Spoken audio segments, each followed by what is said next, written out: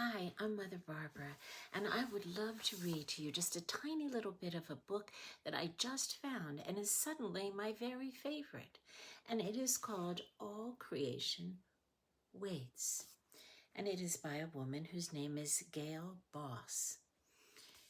It's designed for Advent. And as you know, Advent is over because we've had Christmas.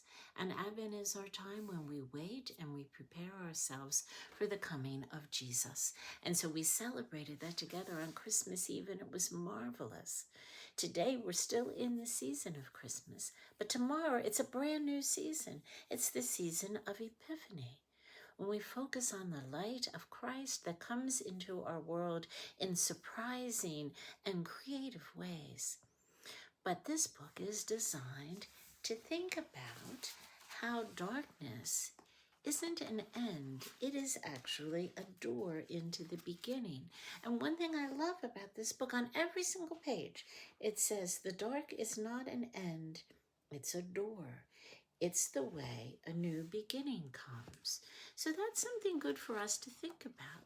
In these darker days, when it might be dark when you come home from school, it is only a door that will lead us into the light of spring when creation comes alive again. I would like to read you today a bit of a story about the wild turkeys. Now, I don't know if you have wild turkeys in your yard, but occasionally they come through the woods, and I love it when they do. They're actually really beautiful creatures. And so I'd like to read you a bit about it, but first tell you a tiny little bit about wild turkeys, because they look kind of clumsy when they walk in my yard, but this book says they're really triathletes. They can run faster than humans, up to 25 miles per hour. They can fly 55 miles per hour, and they're strong swimmers.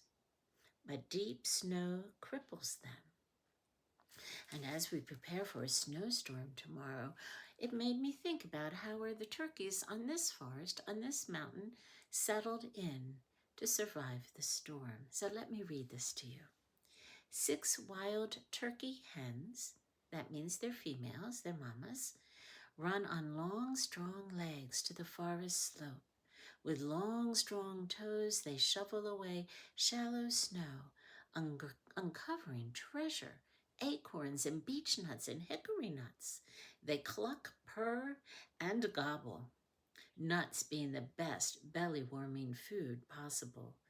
They knew the nuts were here. They also know the swamp below.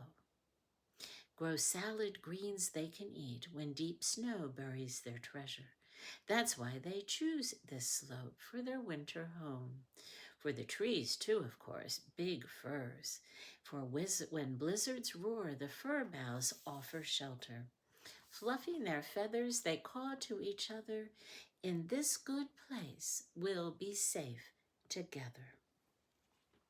So I'm wondering, since we know the turkeys choose their winter homes carefully so they can be safe, they can be with each other, and they can find the food they need, what makes your home special to you?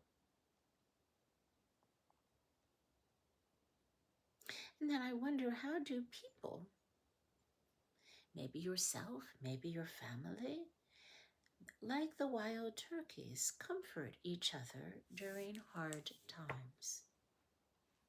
As you reflect on this, as we sit in the snowstorm tomorrow, and you may wonder about how are the birds surviving the winter. I know I filled all my bird feeders up already today in anticipation of the storm, so I can help some little birds stay well during this cold and dark time.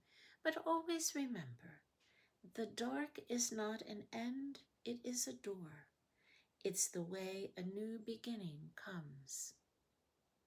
May the blessing of light and love and joy be in your hearts and your home this day and always.